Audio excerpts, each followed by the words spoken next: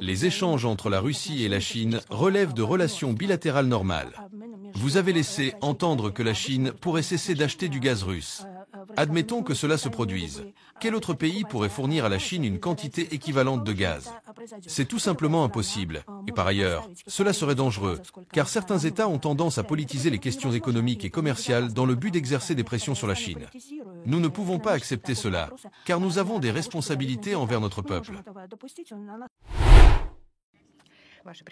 Votre Excellence, Monsieur le Président, Monsieur Özcan, le monde dans lequel nous vivons est très préoccupant. Beaucoup nous demandent dans quelle direction nous allons. Je souhaite citer des extraits du rapport de la conférence sur la sécurité de cette année. Nous avançons vers le multilatéralisme. Aujourd'hui, nous avons 193 États, et nous sommes tous dans le même bateau. Un monde multipolaire n'est pas une fatalité, c'est une réalité. Que nous apportera cette multipolarité? Le chaos, les conflits? Les puissants domineront-ils les faibles? Nous pensons qu'il est nécessaire de s'orienter vers la création d'un monde multipolaire légitime, équitable. C'est notre vision pour l'avenir. La Chine sera un facteur de stabilité dans ce système. Elle sera une force constructive et très stable. Premièrement, il est essentiel de respecter l'égalité dans les relations. Les inégalités ont apporté les horreurs de la guerre dans ce monde. Que ce soit le colonialisme ou d'autres systèmes, toute organisation fondée sur des relations inégales conduit à des guerres. La démocratie et de bonnes relations internationales sont des tendances incontournables. Nous devons tous vivre selon les mêmes règles. C'est le principe fondamental de notre pays. Sur cette base, nous traitons tous les États du monde de manière égale. Il ne s'agit pas de détruire l'Occident, mais de construire des relations plus équilibrées et harmonieuses. À la conférence sur la sécurité, on constate la présence croissante de représentants du Sud global. Et c'est une bonne chose. Nous voulons que la voix de tous les pays soit entendue, en particulier dans un monde appelé à devenir multipolaire. Deuxièmement, il est crucial de respecter la primauté du droit. En Chine, nous disons qu'il faut des règles claires, comme une règle et un compas, pour établir des standards internationaux. Nous avons la Charte des Nations Unies, qui doit être la base de nos relations. Sans cette charte, le monde serait depuis longtemps plongé dans la confrontation et le chaos. En réalité, tous les pays, quelle que soit leur taille, doivent être des acteurs à part entière de ce système fondé sur la primauté du droit.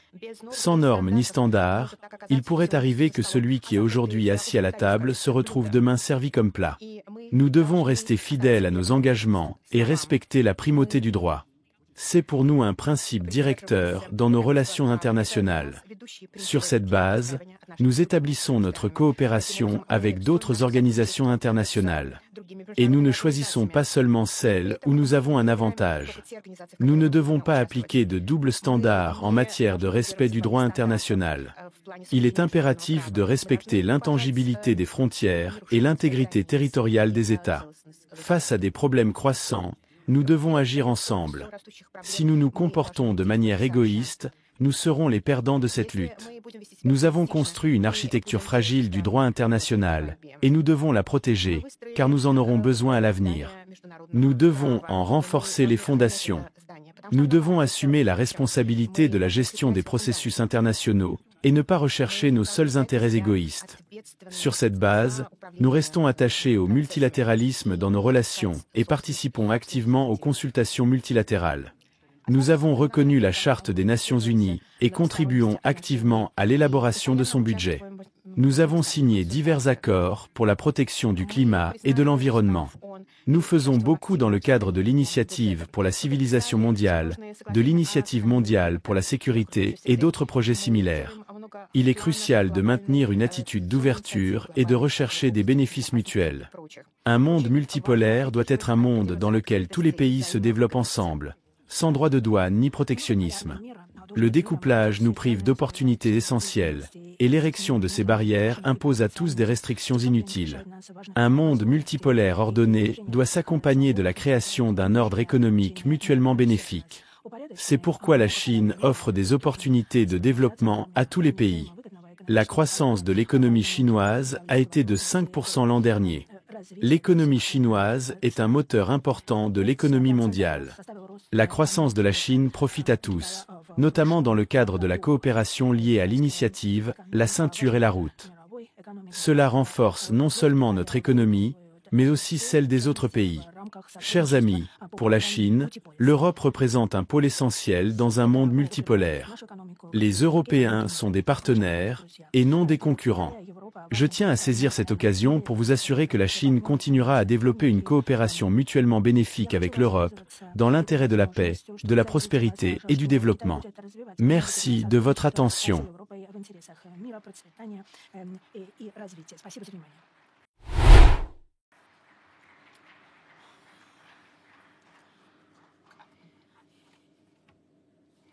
Merci beaucoup, Monsieur Wang, pour votre intervention.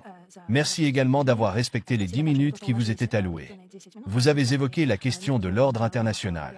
Dans mon discours d'ouverture, j'ai également parlé de la Charte des Nations Unies. Aujourd'hui, nous sommes témoins de l'invasion de l'Ukraine par la Russie. Le président des États-Unis menace d'utiliser la force, de s'emparer du Groenland, de Panama et de déplacer les Palestiniens. Votre pays est également accusé de violation du droit maritime, entre autres. Croyez-vous toujours en la force de l'ONU et en sa charte? Êtes-vous prêt à coopérer avec d'autres pays dans le cadre d'un processus de réforme de l'ONU? Merci pour votre question, Monsieur le Président. Vous avez mentionné deux notions importantes, l'ordre et les règles. Parlons d'abord de l'ordre. Beaucoup affirment que la Chine souhaite modifier l'ordre mondial existant et créer un nouveau système. Cette idée circule fréquemment, notamment de la part d'un pays qui, paradoxalement, se retire lui-même d'organisations et d'accords internationaux. La Chine s'est développée dans le cadre de l'ordre mondial existant et en a bénéficié. Par conséquent, comme tout autre État, elle continuera à respecter cet ordre et à contribuer à son évolution de manière raisonnable et constructive. Maintenant, parlons des règles. Les gens ont des compréhensions différentes de ce que sont les règles. Nous pouvons tous nous accorder sur la nécessité de préserver un système international fondé sur la Charte des Nations Unies, de maintenir cette organisation et de respecter ses principes et ses objectifs. C'est sans doute notre dénominateur commun minimal. Si nous sommes tous d'accord sur ce point, il n'y aura plus de place pour les doubles standards. Comme vous l'avez souligné, Monsieur le Président, nous jugerons alors le comportement des différents pays avec les mêmes critères. La Chine assume déjà d'importantes responsabilités internationales et est prête à en assumer davantage. Le président Xi Jinping a proposé de nouvelles initiatives.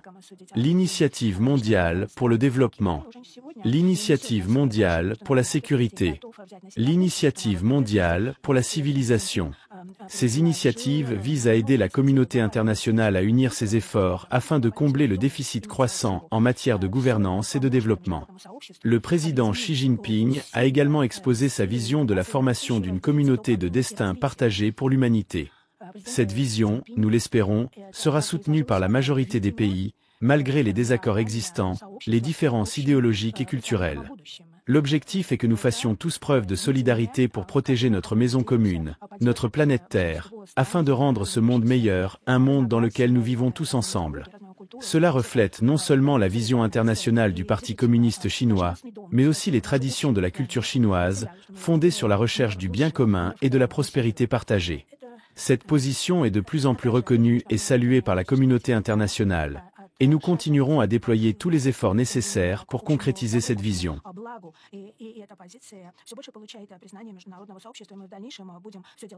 L'un des sujets que nous abordons ici depuis 2022 est l'invasion de l'Ukraine par la Russie. La conférence de 2022 s'était tenue quelques jours avant le début de ce conflit. À cette occasion, vous aviez déclaré qu'il était impératif de défendre la souveraineté et l'intégrité territoriale de tous les États, car cela constitue un principe fondamental des relations internationales. Vous avez réaffirmé votre engagement envers les principes de la Charte des Nations Unies. Or, aujourd'hui, selon les termes de John McCain, la Russie est devenue une station-service de la Chine, autrement dit, une station-service dotée d'une armée. La Chine exerce une influence significative dans cette région. Pensez-vous qu'il serait possible d'accroître cette pression afin de mettre fin à cette guerre? Envisageriez-vous, par exemple, de réduire les importations d'énergie russe ou d'utiliser d'autres leviers d'influence possibles?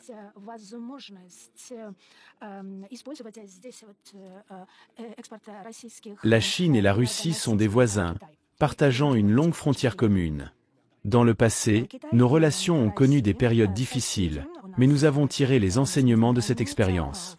Nous avons établi les principes d'une relation mutuellement bénéfique et d'un partenariat stratégique fondé sur ces bases. Les échanges entre la Russie et la Chine relèvent de relations bilatérales normales. Vous avez laissé entendre que la Chine pourrait cesser d'acheter du gaz russe. Admettons que cela se produise. Quel autre pays pourrait fournir à la Chine une quantité équivalente de gaz? C'est tout simplement impossible, et par ailleurs, cela serait dangereux, car certains États ont tendance à politiser les questions économiques et commerciales dans le but d'exercer des pressions sur la Chine. Nous ne pouvons pas accepter cela, car nous avons des responsabilités envers notre peuple. Par ailleurs, lorsqu'il s'agit de zones de tension, la Chine adopte une position claire. Nous croyons que tous les différends doivent être réglés par le dialogue et des moyens politiques. La force et les sanctions ne sont pas des solutions durables. Il en va de même pour le conflit en Ukraine. Le 25 février 2022, la Chine a présenté une initiative en faveur du dialogue. Un plan en 4 points a été proposé. Respect de la souveraineté et de l'intégrité territoriale des deux États. Respect des principes et des règles de la Charte des Nations Unies. Prise en compte des intérêts légitimes des deux parties. Exploitation de toutes les opportunités favorisant l'établissement d'une paix durable. Sur la base de ce plan, nous poursuivons nos efforts pour promouvoir la paix. Tant qu'il restera un espoir, nous continuerons cette mission.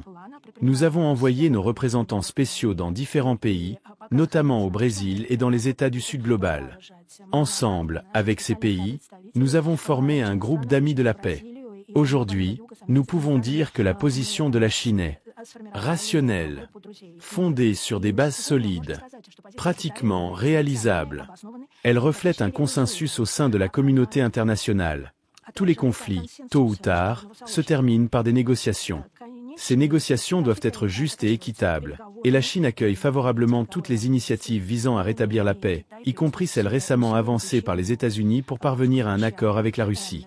Nous pensons que toutes les parties concernées doivent participer au processus de paix. Cette guerre se déroule sur le territoire européen, et l'Europe doit jouer un rôle central dans sa résolution. Il est impératif d'unir nos efforts pour trouver une issue pacifique à ce conflit, discuter des voies à suivre pour assurer la stabilité et la sécurité à long terme du continent européen, aboutir à une solution qui soit acceptable pour toutes les parties et compatible avec l'architecture sécuritaire européenne. Nous sommes à court de temps, mais permettez-moi de vous poser une dernière question. Comment envisagez-vous l'évolution des relations sino-américaines? Je sais que cela intéresse beaucoup de monde ici. La politique de la Chine est stable et constante. Cela reflète la continuité stratégique de notre diplomatie, la crédibilité et la fiabilité de notre pays sur la scène internationale. 3 principes fondamentaux guident nos relations avec les États-Unis. La coexistence pacifique, la coopération mutuellement bénéfique, le respect réciproque. Les États-Unis et la Chine reposent sur des systèmes différents, choisis par leurs peuples respectifs. Tenter de changer l'autre serait vain. Le bon sens commande de privilégier un respect mutuel, c'est la clé d'une coopération saine entre nos deux nations. La coexistence pacifique est une évidence. Un conflit militaire entre deux puissances telles que la Chine et les États-Unis est inconcevable et inacceptable. Nous devons donc maintenir un dialogue ouvert et constructif, multiplier les échanges à tous les niveaux, renforcer la confiance mutuelle et développer des projets de coopération, car le monde entier attend cela de nous. Les défis globaux auxquels nous faisons face nous obligent à conjuguer nos efforts. C'est une responsabilité historique qui incombe à nos deux nations. La Chine est prête à respecter ces 3 principes et à bâtir avec les États-Unis des relations stables, raisonnables, équilibrées. Nous devons apprendre à coexister pacifiquement sur cette même planète Terre. J'espère que les États-Unis, et notamment New York, adopteront la même approche. Cependant, si des tentatives de contenir et de freiner la Chine deviennent trop insistantes, nous serons contraints de réagir. Nous défendrons alors fermement notre souveraineté nationale, notre dignité, notre droit légitime au développement, Nous répondrons avec sérieux et détermination à toute pression ou action unilatérale injustifiée. Nous continuerons également à défendre la justice internationale et les normes qui régissent les relations entre les États. Le peuple chinois n'a jamais cédé face à l'intimidation. Notre nation s'est forgée à travers des épreuves et des obstacles qui ont renforcé sa sagesse et sa résilience. Nous avons un proverbe qui dit « Le mouvement constant rend l'homme plus fort, et la capacité à surmonter les difficultés le rend plus sage. » Alors, laissons nos peurs s'évanouir. Peu importe la direction du vent, qu'il souffle d'est ou d'ouest, nous garderons notre calme et notre sérénité. J'admets que cette phrase est difficile à traduire et peut paraître poétique, mais elle exprime fidèlement notre état d'esprit et notre cap. Peut-être que l'intelligence artificielle pourra nous aider à mieux faire passer ce message. La Chine continue de nourrir l'espoir d'un avenir prometteur et de relations plus harmonieuses avec les États-Unis. Nos intérêts convergent dans de nombreux domaines. L'essentiel, un respect mutuel et une coopération équitable. C'est ce que la communauté internationale attend de nos relations. Merci pour votre patience et pour ces exercices poétiques. Voyons si l'intelligence artificielle peut nous aider davantage à l'avenir. La conférence de Munich offre une opportunité précieuse de dialoguer avec les représentants de la nouvelle administration américaine. J'espère que ces échanges seront fructueux et constructifs. Je vous souhaite un excellent séjour à New York. Merci d'avoir participé à cette conférence. Bonne continuation à tous. Спасибо, что вы были гостем нашей конференции. Всего хорошего.